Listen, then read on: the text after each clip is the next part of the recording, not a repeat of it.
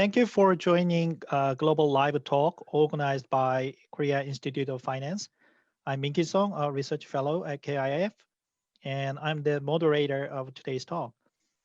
We are very happy to have Professor Andrei Kirilenko today. He is currently a reader in finance at the Cambridge Business School. He is the founding director of the Cambridge Center for Finance, Technology, and Regulation, and also a research fellow in the Financial Economics program of the Center for Economic Policy Research, CEPR. Before joining the University of Cambridge, he was the director of the Center for Global Finance and Technology at the Imperial College Business School. And he was also the co-director of the MIT Center for Finance and Policy. He also served as a chief economist of the U.S. Commodity Futures Trading Commission, CFTC, where he received the Chairman's Award for Excellence. Today, Professor Kirilenko will give us about 20 minutes talk on central bank digital currency, which will be followed by discussions. So Professor Kirilenko, now the screen is yours. Thank you so much. I will attempt to share my slides now.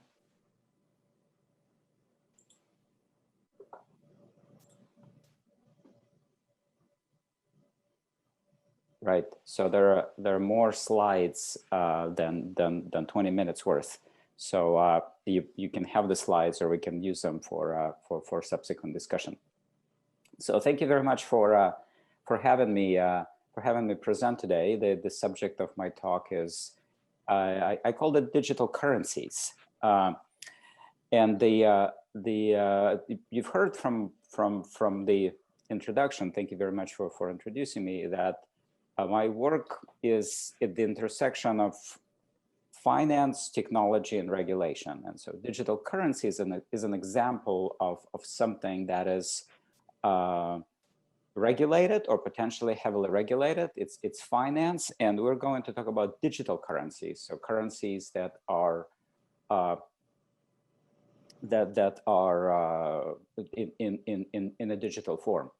So how did it all happen? So we let me give you a bit of a timeline, the way I understand how things have evolved, and the way things have evolved, the way I've sort of observed it happening, is that Bitcoin was proposed in 2008, and it was explicitly proposed in response to the global financial crisis.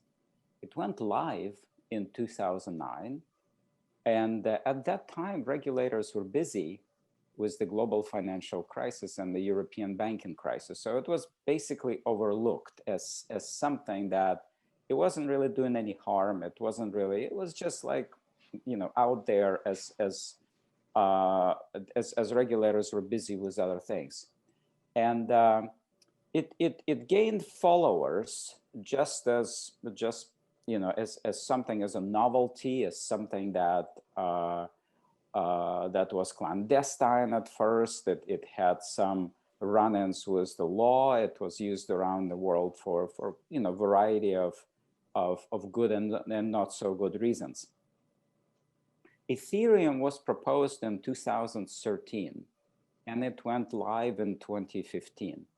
By that time, regulators were pretty much done with regulating the global financial crisis. Bitcoin was already enjoying a pretty widespread use, and Ethereum was proposed sort of on top of it as something that was the next iteration in a combination that we'll look at some of the primitives of what consists of this digital currencies, cryptocurrencies. Libra was proposed in 2019. It was proposed by there was a small group of individuals working within Facebook, and then it was a larger and larger group, and so then they pitched it to a variety of financial and non-financial institutions, and they proposed Libra as a cryptocurrency, global call it stable coin, in 2019, and reproposed on Libra 2.0 in 2020. So while Bitcoin and Ethereum was viewed more as a novelty, fake money, something that's out there. When Libra was proposed by Facebook, Facebook is a digital global giant. All of a sudden, the work on central bank digital currency went into overdrive. And here you have a quote from the head of the Bank of Sweden, Central Bank of Sweden, stating explicitly, Libra coin is a catalyst for central banks to rethink role. Let me take us back to Hayek. Friedrich Hayek was a Nobel laureate in 1974. In the mid-70s, came up with an argument. And the argument was about denationalization of money. Friedrich Hayek is, of course, known as one of the foundational figures for, I would say, modern finance, with his concept of prices being aggregators of information, and market prices that aggregate information from various sources allocate resources better than any amount of planners, anything that planners could possibly do. So here's a quote from that paper. It's actually more of a book. I have now no doubt whatever that private enterprise, if it had not been prevented by government, could and would long ago have provided the public with a choice of currencies. And those that prevailed in the competition would have been essentially stable in value and would have prevented both excessive stimulation of investment and the consequent periods of contraction. What is Hayek's argument? His argument is that, and I'm quoting directly from that piece, is that there is no answer in the available literature at that time, and I would say at this point, to the question why a government monopoly of the provision of money is universally regarded as indispensable. It has the defects of all monopolies. One must use their product, even if it is unsatisfactory. And above all, it prevents the discovery of better methods of satisfying the need for which a monopolist has no incentive. I do not think it an exaggeration to say that history is largely a history of inflation, and usually of inflations engineered by governments and for the gain of government. We have always had bad money because private enterprise was not permitted to give us a better one. That's Hayek's argument. It's a monopoly product, and therefore, as any monopoly product, it will eventually become outdated, and it will also going to be exploited for the benefit of governments in one way or another. That was until Bitcoin. We have always had bad money until Bitcoin. Bitcoin, as you know, was proposed in 2008, and current version is Bitcoin D16.0.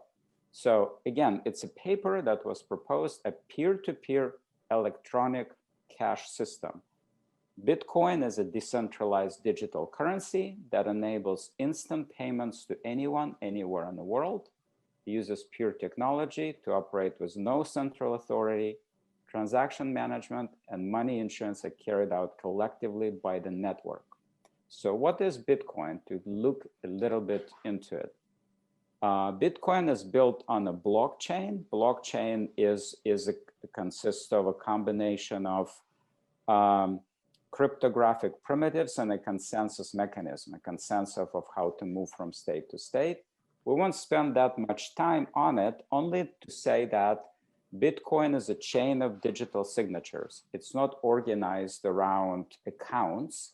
It's organized literally around a chain of unspent outputs that become inputs, and then they spent again.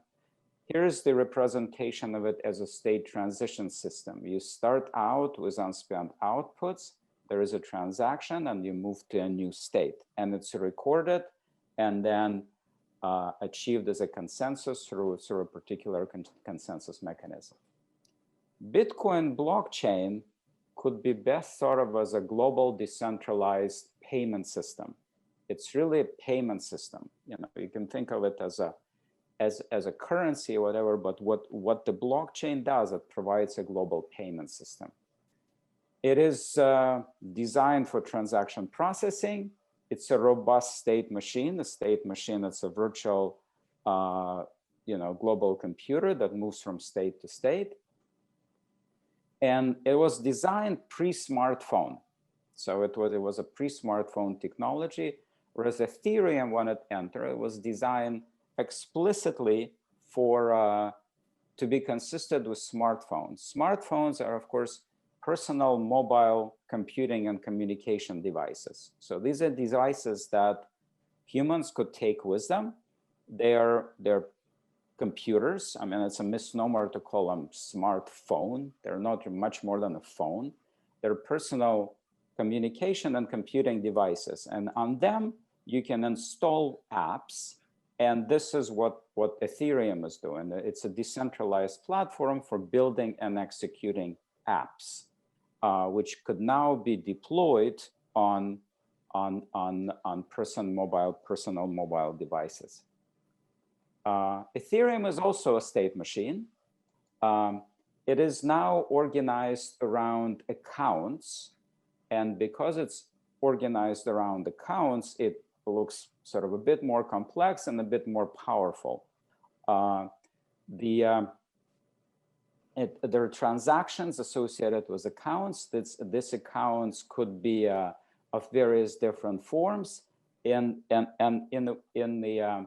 in the way that it was described by its founder, Ethereum is a magic computer that anyone can upload. It's a distributed virtual machine, can upload programs to and leave programs run and self-execute with a very strong cryptoeconomically secured guarantee that these programs will be running on chain and continue to execute. On top of it, we have Libra now. And Libra explicitly again states that its mission to enable a simple global payment system. So all of these implementations you can think of as payment systems. That's what they do.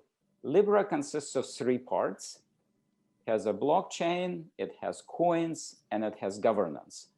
The Libra blockchain as a state machine is, again, the next iteration on the cryptographic primitives and the consensus algorithm, such that you can now have it running on multiple machines. It runs faster. The implementation is done. It's basically faster and safer running a virtual machine. You can think of it this way. And of course, it's now being worked on by a global technology giant. From there, from Libra, as I said, that really started the conversation really going. That really got a lot of central banks into action, and the action that they decided to take is to figure out how to actually implement these, now you can call them proof of concept, but operational global payment systems, somehow make them work inside national payment systems. Because the problem for central banks was all of these implementations, they span the globe. They exist outside of national payment systems. And for central banks, it's very difficult to impossible to regulate something that runs outside a national payment system, right? So, and that really forced central banks to think of, well, can we take the primitives, the cryptographic primitives that seem to be operational, and some form of a consensus mechanism, and design something that looks very similar but operates within the national payment system. So here is the representation of the BIS report from the 7 key central banks that, again, explicitly states any CBDC will be first and foremost designed for domestic users and a domestic payment system. So that is the whole point. How can we design now, how can we design a digital currency that operates within a regulated national boundary of a payment system? The current, as far as I can tell, favorite CBDC design is the one similar to what's proposed to the Bank of England, and it consists of two layers. The first layer is the central bank core ledger that is in charge of actually issuing coins and securing the blockchain, and then through an API access or some other form of access, payment interface providers, not necessarily banks, make it possible to connect to that payment system that is still national, operated by the central bank, but now using the technology that could be either desktop, as you can see, it could be mobile, it could be embedded on a chip in the card, it could be embedded on multiple chips that are going to be on devices that are otherwise have enough computing power to process it. And that will be one of the points about this, is that these iterations are moving with the technology, computing technology that becomes available. We have lots and lots of possibilities around us to compute and engage in these communications. They could be on your desk, they could be on your phone, they could be in your car, they could be on public transport, they could be in many places. Meanwhile, in China, something else is happening. So China has designed its own digital currency and is actually airdropped it in 3 different places. They've designed a blockchain-based digital currency, explicitly called digital currency electronic payment, and they airdropped it. They've selected individuals in and 2 districts now, will be expanded to Beijing soon, and they just gave it to them. They just airdropped it to their phones, and they say you can now use it to see how it's going to be used to clean out the bugs. So in China, it's already being implemented again as a retail sort of solution, completely centralized in a very different form, but they serve their own. They're trying to figure out different goals. So in conclusion, what I'd like to say to get this conversation going is that I can see a sort of evolution of this. So Bitcoin was proposed in 2008. By 2015, Bitcoin has matured and Ethereum was taken off. Libra was proposed in 2019. Work on central bank digital currencies went into overdrive. There are different sort of versions of central bank different currencies. There are some that sort of problems of, you call it the more of a Western world, and there's some that solve the specific problem of China, where they have very, very powerful payment services providers, and at the same time have sort of backwards bank. China's digital currency actually engages with their banks, and the race is on. But my feeling is that the more government is involved, the more it takes us away from Hayek's argument. And you can say that for his time, for the mid-70s, it was both revolutionary and timely. Remember, the 70s was the period of extremely high inflation associated with oil shocks and subsequent movements of money, shortly after that, something was called the euro dollar was created. The euro dollar was a dollar that was held outside of the US national payment system. These were dollars that were paid for oil, but then as they left the US, they were parked in different places, in particular in London. So you had a euro dollar, so you have a dollar, you have a euro dollar, you have a LIBOR then on top of it, and then all sorts of other things sort of develop. So Hayek's argument is remains that we've always had bad money because private enterprise was not permitted to give us a better one. Now we do have private enterprise now actually formally presenting proofs of concept that make central banks rethink their role and rethink what they want to do with it. Depending on the jurisdiction, the roles are different. You go into the Nordics that are becoming cashless societies, they're trying central bank digital currencies to do one thing. You go into China with massive payment services providers, a duopoly, and outdated banks, they serve a different function. But the race is definitely on. Thank you very much for your time. I now would be very pleased to chat with you about what questions you may have. Well, thank you very much for the insightful talk on digital currencies as well as CDBC. So now we're going to discuss more about the topic. We have 3 discussants today, about 5 minutes for each discussant. Our first discussant is Dr. Yoon Sung-kwan from Bank of Korea.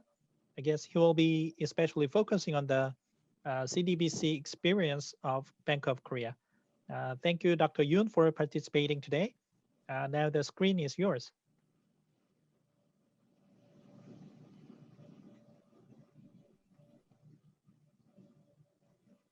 Okay, thank you very much. Very succinct presentation about what's going on international levels.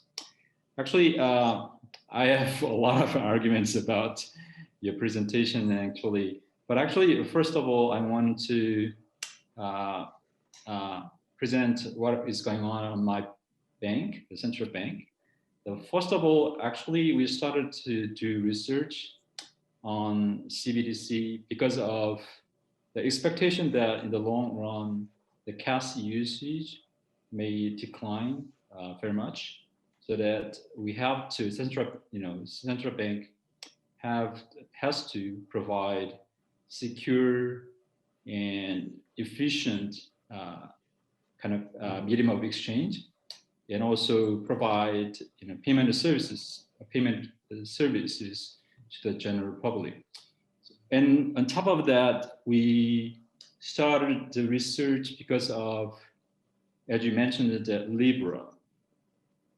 Actually, Libra is when it issued its first white paper. Actually, we are surprised. Also, we actually we look back to what the central banks have done before in the past. Libra is this kind of very innovative kind of a facility for cross-border payments.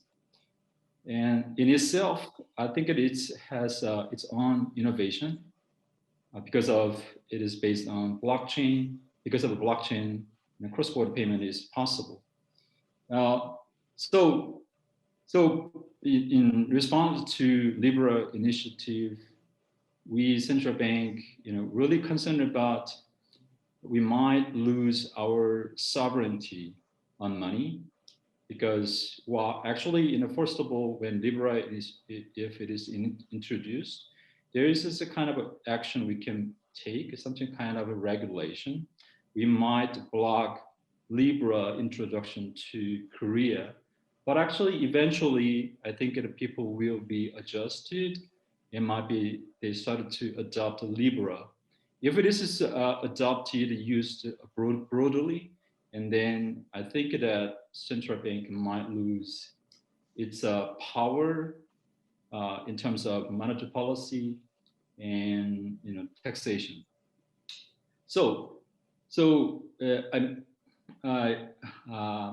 We started to our research on CBDC because of cash usage decline, and then responded to Libra's initiative.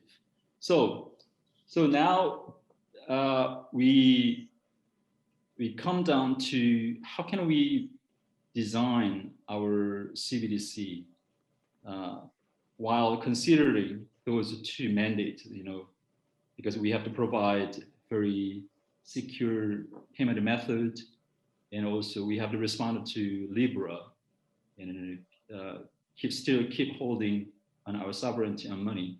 So I think that somewhat I'm quite a believer that we can provide a secure payment method, something like that, offline functionality, something that people can easily download the CBDs on their own smartphone. And when two parties in a bank, two smartphones, and the CBDs is going to transfer it. So this is kind of, this function works on offline, so that as a kind of public goods, we can provide this is such a new type of functionality to people. So in that wise, we can meet one of the mandates. The second mandate, I think that responded to Libra, we have to provide better kind of payment services to the general public, compared to Libra.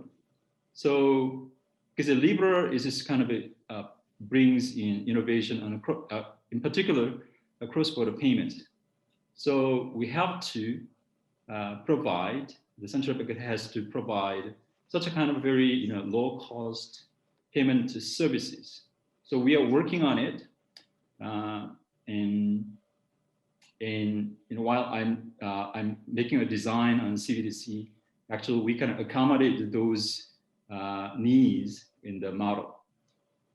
On top of that, actually, Libra's, I think it is what is powerful. Why is this G7 countries are really concerned about is that because Libra is based on blockchain, that means that the blockchain is quite, gives a kind of is in a technology wise is very innovative because blockchain, the participants share data, and there is time is because of a blockchain, everybody they can consensus that the data cannot be deleted and they tampered, so that provides kind of trust to all participants, so that even though participants haven't have any kind of legal contractual relationship, but because of a blockchain, they can trust because of their trust in blockchain technology, so that they can trust each other. So they bring kind of more participants into this kind of network. So there's a very strong network effect, blockchain can provide to participants. So that when Libra, I think that Libra is studies, then I think that it's Libra Association as a network is going to be expanded, I think, dramatically. So this is a kind of really challenging to central banks because they share its own coined, payment method that is Libra. So when Libra is going abroad, can be adopted, kind of Korea and other countries, then it's almost like a digital dollarization. So I think it is quite concerning. So my central bank has to respond in some way, so that I'm working on it. How can make it our CBDC as a payment system more competitive to Libra? I think it might be because Korea is a small economy and there is not many global companies, so they can expand it outwardly in as much like Libra. But still, I think that there is some limitations, but we are working on, and then we're working with private companies is that how can not mimicking Libra's business model, but it's almost like kind of give provide such a kind of payment services as much like in Libra. So So we are working on it, but this is really challenging because central banks payment system should not be malfunction. It should work all day long, and they're very secure. So that very challenging in terms of cyber security and other kinds of security issues. So yeah, I'm working on it, and this probably 2 years later, probably I might show our first prototype, and then yeah, thank you. Thank you very much. Thank you, Dr. Yoon, for sharing the CDBC experience of Bank of Korea. Professor Kirilenko, would you please briefly comment on Dr. Yoon's discussion before we move on? Yes, of course. Yeah, thank you very much. Definitely, thank you very much for sharing it. It is, I would say, it's very, you're also very concise and very frank about why you're doing what you're doing. I've heard this very similar points made by central bankers around the world. So you're definitely not alone, and you know that. Central bankers from, both, there are sort of a few different approaches. One is central bankers that are sort of in jurisdictions that also have in their jurisdictions major financial centers, and central bankers that are sort of more developed, and then there are the ones that are sort of less developed. But points are similar. The central banks have mandates. These mandates are long-standing. These mandates have to be fulfilled, and these technological innovations in the form of that are being underlying the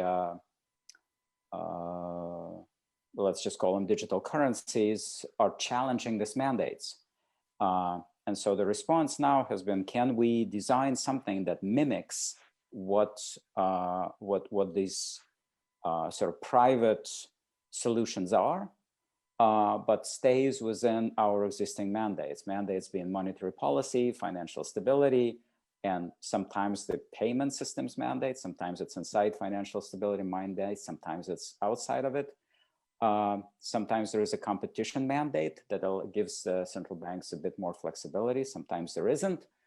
And the challenge is, what can we do? And the solution is, as you, similar to what you're doing, is typically central bank management responds with, and policymakers respond with, okay, let's see if we can take all the best parts of these private solutions and see if we can make it run within the mandates that are given to us. I think it's fundamentally is a fundamentally contradictory. I think it is. I'll see what's going to happen. Fundamentally, it is a contradiction built into this. This technology is global, but mandates given the central banks are national, so and nationally enforced. So there will be. It is a challenge, and it's a challenge that will unlikely to be solved by technology. It's a challenge which will probably have to be solved in democratic environments through some form of adjustment to central bank mandates, or potentially creation of new mandates that take into account these sort of developments. These are my just sort of immediate thoughts. Well, thank you, Professor Kirilenko, for the comments. Our next discussant is Dr. Lee Myung-hwal, a senior research fellow at KIF. He has conducted a series of research on CBDC recently. So we're going to have comments by Dr. Lee, and immediately followed by a comment from Professor Kirilenko. Dr. Lee, now the screen is yours. Thank you, Dr. Song. And thank you, Professor Kirilenko, for the very insightful explanations on the cryptocurrencies and CBDC. And I think today's online talk is a very good opportunity to understand the digital currencies in general, and to examine how the CBDC can be adopted and developed in the future. I would like to ask two quite simple questions to Professor Kirilenko, mainly focused on the CBDC. My first question is about the cross-border circulation issue of the CBDC.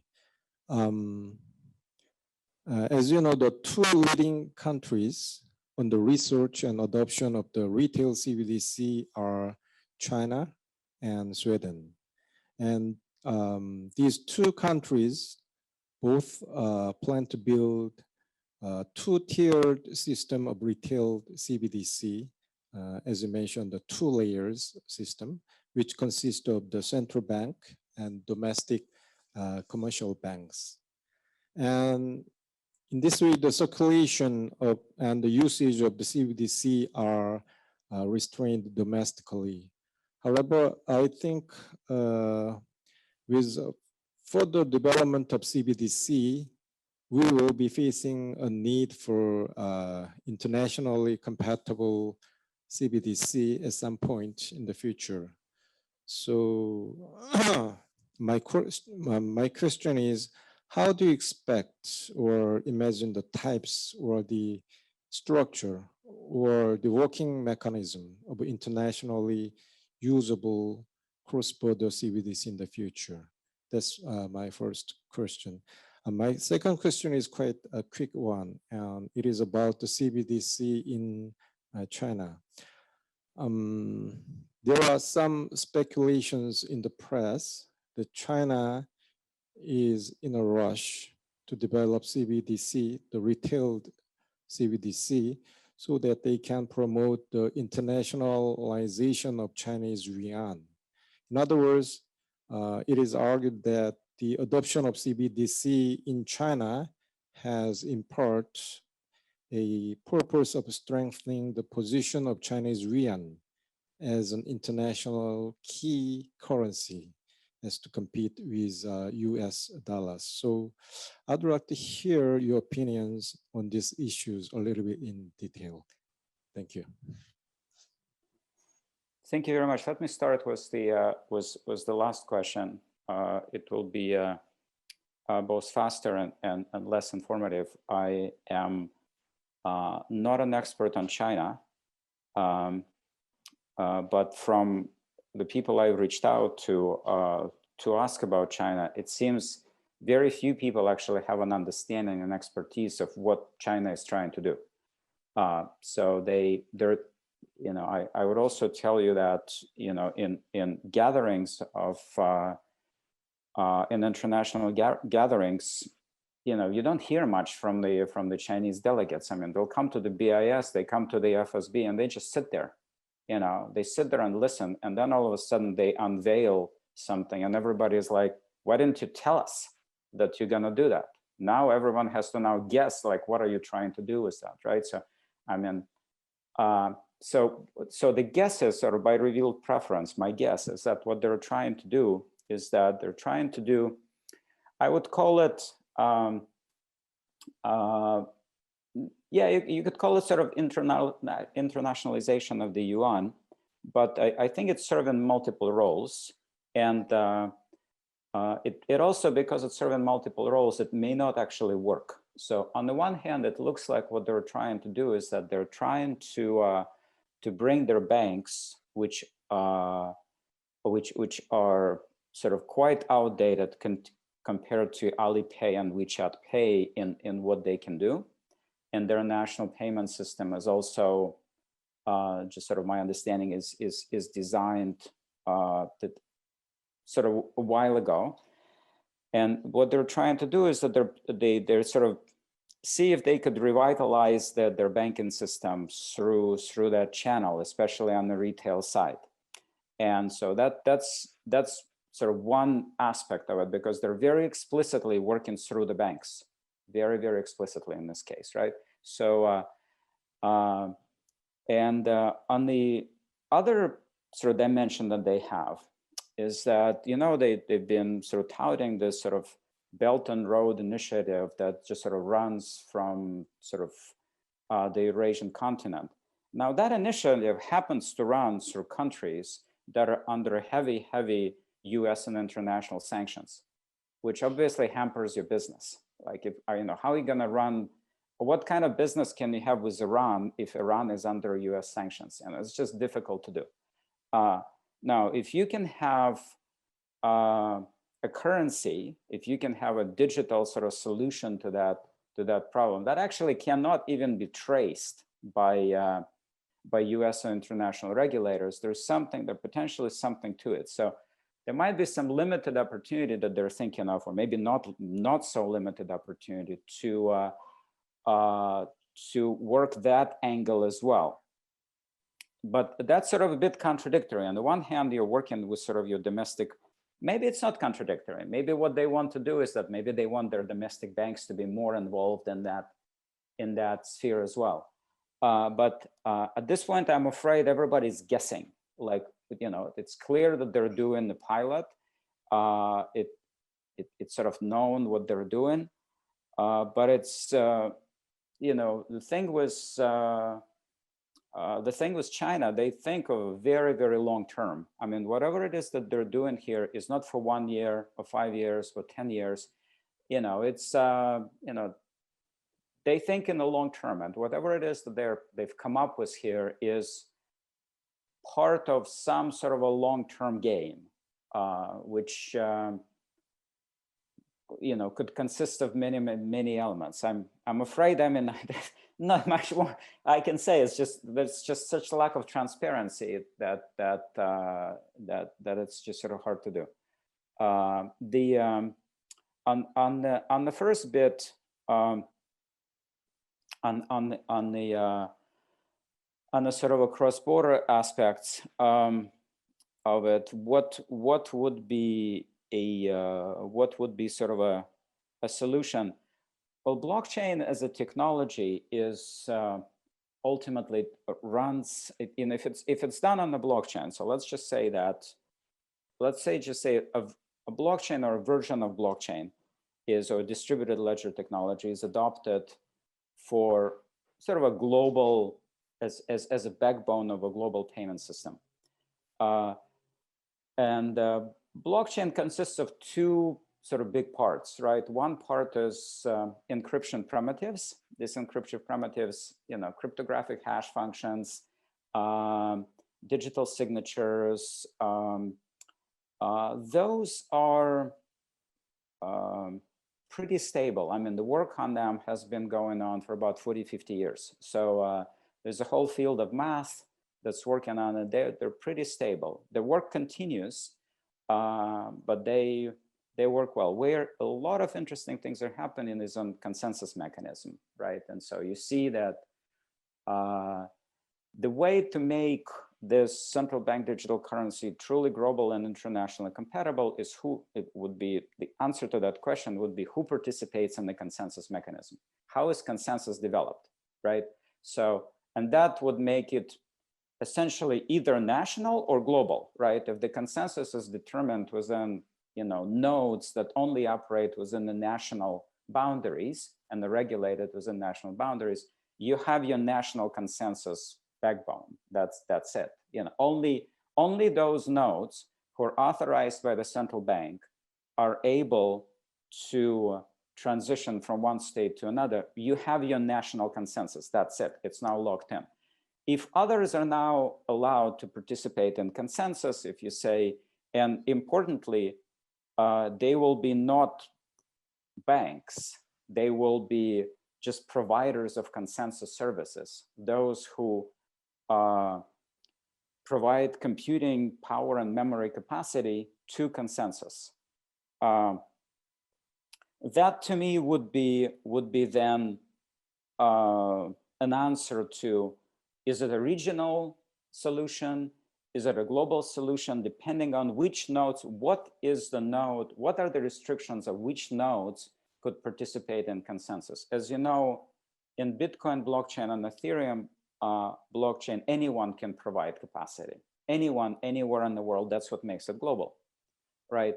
So in Libra, it's those who are part of the Libra association who could provide consensus services. They're global providers, but they're part of the association. So these are that's sort of how I view it. Hope it makes sense. Well, thank you for the comments and response.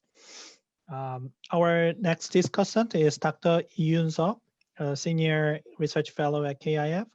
He has rich professional experience on payments and settlement issues.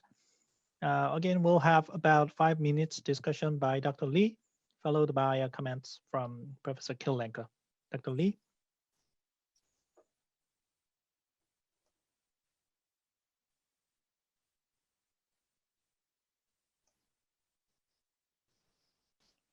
Oh, sorry, Dr. Lee, we cannot hear you.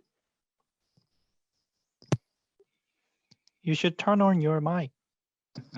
Sorry, I didn't unmute my computer, so I apologize for that. Thank you, Professor Kirilenko, for your insightful and interesting discussion. And once again, I thank you for participating in our roundtable discussion. Just 2 points that I want to raise, rather than comment on your presentation itself. One is, it's probably following the discussion made by the earlier discussants, and the first one is regarding the role of the US dollar as a key reserve currency. So we know that the status of the US dollar is, I mean, people can differ in perspectives, but from my point of view, I view as the role of the US dollar as a reserve currency, slowly diminishing. So I was wondering, given the developments, the recent developments in CBDC and cryptocurrencies and smart contracts and Ethereum and all those developments in cryptocurrencies, how do you think the developments in these, or the digitalization of currencies, is going to affect the dollar's status as a key reserve currency? Because personally, I think it will sort of undermine the status. So I want to sort of hear from your point of view. My second question is, you quoted Hayek saying that we have always had bad money because private enterprise was not permitted to give us a better one. I mean, I personally think that is a very great statement, and it's a very interesting statement from what you've presented in this afternoon.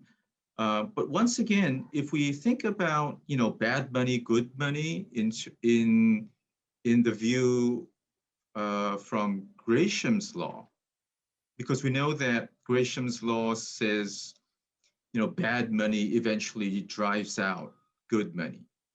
And from that point of view, bad money, when we talk about bad money versus good money in Gresham's law, we're basically saying that the money that has less intrinsic value would eventually drive out the money that has more intrinsic value. So from that point of view, I personally think that digital money could be viewed as bad money, and then the conventional fiat money or fiat currencies will be good money. So from that point of view, we could probably argue that good money, bad money, if we think about it as a cryptocurrency or a digital currency, that will eventually drive out fiat money. I was wondering what are your thoughts about that? Thank you. Very interesting. Again, let me start with the thank you very much for your very, very, very insightful comments. Let me start with the last bit, the bad money and good money. Hayek in his what started out as a lecture and turned into almost a mini book, has a whole chapter on Gresham's law. And his argument there is that the critical role of competition. So, and the competition, in his opinion, it's unproven. So his argument is sort of informal in there, and I have not seen a formal proof of that. That the competition would force some providers of private money to basically focus on one very important aspect of money, and that is stability. That there would be some providers of money that would focus on making their money stable. And in his opinion, that if that is the sole sort of role of a provider of private money, it was, before it was digital, it's just private money. What does it mean, stability? Stability, I mean, you can just sort of mathematically represent that the expected value of a coin tomorrow is equal to its value today, right? And it's just like conditional expected value on what you know is just equal to what it's going to be, to what it is now. So there is no information available to the best of your knowledge that would make you think otherwise. So you think that whatever the value is today in expectation, and again, depending on how you take this expectation, whether it's rational expectations or behavioral type of elements to this expectation, but in expectation, the value of it is stable tomorrow. And then by law of iterated expectation, it just stays stable. If that is the objective function of a provider of an asset called money, then some of those, that's not enough. That is necessary, but not a sufficient condition, right? So it's necessary in the sense that it's critical for adoption, but it's insufficient in the sense that just providing stability is not going to be enough to facilitate adoption. So there will be other types of services that will need to be provided in order to for this adoption to take place. What kinds of services, in principle, if we look now at the digital representations of money, could be provided? Well, money could in principle be programmable. Money could be traceable. Money could be something that you could never lose. Money could be something that's related to you and related to some other attributes or aspects that you want to do with it. So with digital currencies in particular, because these are digital objects, in principle, you can think of attributes that other money were not able to sort of provide before. So the main beef that sort of now combining the two elements, I'm combining the sort of the Hayek's original argument and the digital representation of it. And so his view that competition would actually lead to the creation of particular types of money that, in his opinion, monopolists would never on its own be interested in providing. Now, you can say that, among the things that Hayek has written, this particular one this particular piece is probably being, I would say, one of the most controversial. So the things that he's written on other aspects on the road to serfdom, that private enterprise is going to eventually win over central planning system. That worked out. I mean, I grew up in the Soviet Union. I could tell you that it's no more. It's gone because of the argument that Hayek has made. There is basically a central planner will never ever have enough information to allocate resources to their best use, and market prices would. So if the role of the market price of money is to make sure that it's stable, then somebody will come up with it and maintain it and make it work, right? And so so on that, it's my thought is we do have this proofs of concept running now. Finally, there is now ability of private enterprises or consortia of private enterprises to come up with solutions and really finally challenge that that aspect of money. Hayek particularly is dislikes the aspect that money as being provided by monopolists within national boundaries lead to really inefficient allocations of resources that in allocation of financial resources and the great concentration of financial resources. Well, crisis after crisis, we see that playing out. So it's not like, again, we're being far-fetched. So if you think of that, the original discussion was about the allocation of physical resources, and the Hayek's argument and that market prices, is more about the allocation of physical resources that would do better than the central planner would do, which turned out to be right, with the exception of maybe your northern neighbor, which, as far as I can tell, is incomparable in its development compared to the market system that you operate. So presumably that's, I don't think I need to tell you, what the difference it makes, right? But that's on the allocation of sort of physical resources. Now we've moved into the allocation of financial resources, and currency is an asset that's used for a sale of purchase of other assets. You can think of it that way. So maybe now we need to allow Hayek to come a bit more into that space. So again, the amount of actual formal work that needs to be done on this argument is significant. I've taken on some of it and tried to do some of it in a bit of my theorizing, but there's quite a bit to be done, because he makes statements that really need to be validated. But that gets us back to your first question, which is sort of the dominance of the US dollar. In my opinion, and there are sort of a couple of aspects of it. One is, why the US dollar is dominant, and whether or not its dominance is declining, and why that is. To me, it probably more has to do with international trade. Capitalism runs on oil, and oil is traded in US dollars. Also, global capitalism runs on global trade, and US Navy polices all the major trade routes in the Atlantic and the Pacific.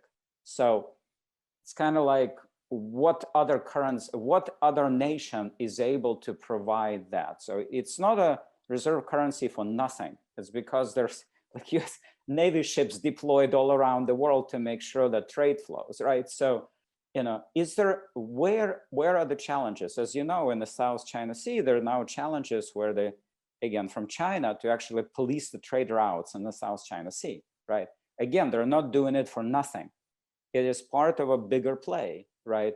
And with the decline of oil, gradual decline of oil, and the substitution for oil of other sort of renewable resources, that also comes as a structural challenge. And if much less oil needs to be traded because of other sources of energy, then the dominance of that dominant commodity on which everything runs, and which is traded in US dollars, becomes sort of less significant. Might be interesting. It might be that in some way the digital currencies will actually link with the renewable energy in some way. That could be an interesting play. But that's sort of, again, my a few musings on the question that you asked. Hope it makes sense. So Andrei, I just wanted to add one more thing. Thank you for your wonderful remarks and response. Just wanted to add one more thing. We are seeing non-US dollar petro transactions. I don't know if you aware of that. China has recently started to trade on their own Shanghai exchange, it's not an accident. in yuan. Not an accident. Right. So, I think, personally, I think the digitalization of all these, payment systems and currencies even will facilitate these kind of new changes that we're observing. So I just wanted, to ask you on that. No. Thank you very much. Yeah, for sure. And if they say data is the new oil, then the question is, okay, where is data? Who holds the data now? At this point, it's not China. It's Google, Facebook, Amazon. China has data, but it's their data, right? So again, it's more regional play with what they're doing. But if, again, I like it, but it's not quite the same. Will you say data is the new oil? But these are, again, US companies. And so you would say that on the one hand, this sort of physical aspect of the US dollar as a reserve currency is declining, but Libra is, again, it's not there for nothing. And it is, for all the things that you see, the founder of Libra being hauled to the, US Congress to testify and being dragged there and whatever, people, recognize that, if it were not important, these hearings would not take place. And basically the idea is that, look, you have to be more accountable. If you put in yourself into this sort of game, you have to be accountable because it's part of a much larger game. So as you know, there's also an initiative of a former, just last former chairman of the of the CFTC on the digital dollar. It's more voluntary at this point, but it is gaining a bit of support. Also, my former boss, who is now leading the Biden's transition team, presidential transition team, in charge of the financial services, he's spoken openly, and he's taught at MIT a course on blockchain and cryptocurrency. So, we're now having people who are coming into this place and he explicitly went to MIT after CFTC to learn about it. So again, this is not for nothing. People are coming into a position of significant decision-making who are not scared of it, who know what it is about, who know how to use it, who've taught it, who've tinkered with it. So it's a different sort of environment compared to some of the sort of more established policymakers who become central bankers way before, and so they have to learn about it. They're uneasy about it. It might lead to some very interesting policy outcomes. I strongly am in favor and strongly support what Bank of Korea is doing. That's critical. Thank you. Can I comment on? I think that you mentioned. I think I appreciated your point that it's linking renewable energy to dollar's decline. I think this is it's quite insightful comments. So I'm gonna think about it later. I will think about it. And what I wanted to add to your view is that I think that you mentioned that there is going to be competition on, digital currencies. So one digital currency will will survive, and then it's going to be used widely. So your perspective is that in the long run, there probably central banks will lose its power on issuing money. I think that it's but I think that there is this kind of historic experimentation in the US, because before that Federal Reserve Board was established, there is a free banking age, right, period. There's a lot of national banks and the state banks issued its own banknotes. There was a competition, and then but we couldn't at the time. They couldn't agree one currency, so that the state actually intervened and then created the Federal Reserve, and then gave it its monopoly of money issuance to Federal Reserve. So I think that, as you mentioned, that in the long run, because of a market competition will bring about one currency. I think it is too much optimistic actually. I think it is so now the central banks is what is working on, is that each country, this is one option in response to Libra initiative is that each country issue its own CBDC, and then we're going to link its own CBDC payment systems so that we can facilitate cross-border payments. So make it easier and then convenient and then with a low cost. So I think that what I expected that is central banks will not sit tight. It will definitely, we are working on hard and also in using international venue, we are working on together, and then we make it better. We can probably provide a better solution relative to Libra, or in particular in terms of cross-border payment. So that this is my view. Fantastic. Yeah, thank you very much. Thank you very much for your comments. We will definitely see how things will be playing out. Regarding the U.S., you're absolutely correct. So and that links us to the payment system as well. So there are a few things that are happening in the U.S. Banks indeed were and continue to be chartered by the states. Individual U.S. states charter banks.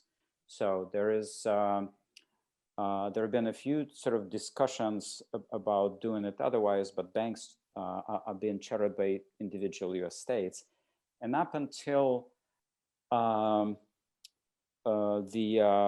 U.S. Civil War, there was sort of no mechanism to bring these individual banks that are chartered by different states into one national system. So there's a National Banking Act, actually after in the 1860s, after the U.S. Civil War, and the whole point of it was that the country needed to be unified. That the idea was that yes, different banks charter different states, but different states charter different banks, but we just had a civil war. We cannot, and the Civil War was of course powered by the financial resources on one way or another. And so the idea was we needed to have, we're now one country, one union, United States. We now have one unifying sort of approach to the not to the chartering of the banks, but how the banks issuance of money is being sort of create a payment system in a way. And that's one way of thinking about digital currencies. I would probably encourage you to think of digital currencies not from the point of view of currencies. Again, it's like smartphone is a misnomer. It's much more than a phone. Digital currencies are much more than currencies. They're really a payment system. So think of them as a digital payment system in which a currency or a token is just a message. It's an electronic message that communicates, that is a communication device among nodes in the system. So similarly here, a system needed to be established after the US Civil War that unified the country. That is, there were two attempts made to create the National Bank of the United States. Those attempts failed. And then the Federal Reserve System was created in the 1930s, many, many years after that, because again, of internal decentralized of the US. But the idea is that there was no payment system at the time, and the payment system was what being created through this network. Why is payment systems important? We have a payment system specialist here, because one of the amazing things about payment systems is that in the payment system, a unit of currency issued by a commercial bank and the unit of currency issued by the central bank are treated the same. That's what the payment system does. It makes them interchangeable. And before the creation of the national payment system in the US, they were not interchangeable, because you would have to take a unit of a dollar issued by one bank in Omaha, Nebraska, and you take it to another bank across state, and they'll say, well, that's not a dollar. We don't consider it a dollar. We don't know what to do with this dollar. It's, it's nothing. Once you have a payment system that treats, as you know, money is created both by the central bank and by commercial banks, right? Once they're inside a payment system, that's it. It is now, the payment system is what levels this money and actually makes this money now work, right? And so that's just how I think about it. What we're looking at here is the creation of payment systems. Would some of them stay within national boundaries? Absolutely. As soon as you say that your tax obligations to the government have to be paid using only this payment system, you have a national payment system, because your entire country, everybody in the country has to use it for that purpose. If it has to be used for that purpose, it will stay alive, because people may like it, may not like it, but it's an obligation. It's an obligation they have to fulfill. It's their legal duty and responsibility. You can make it work. Now, again, it's because of the monopoly power of the state to collect taxes that you're able to do it. And again, it's not going to be the best. It's not going to be liked and whatever, but it will be used. Can it be linked then to other blockchain systems through some other layer? Of course. Yeah, I mean, these technologies are linkable. Yeah, definitely. So these are again thoughts. I mean, I guess the payment system is how I would probably think more of it. And who decides, who determines consensus on within the payment system is then determines how regional, national, or global it stays. Hope it's sensible. Yeah. Thank you for the comments and responses. So I think we had a very insightful discussion today. I believe it enhanced everyone's understanding on digital currencies as well as CBDC.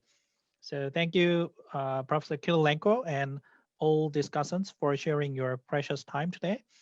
We also thank you, everyone, for joining Global Live Talk organized by KIF. I hope everyone enjoyed it. Thank you.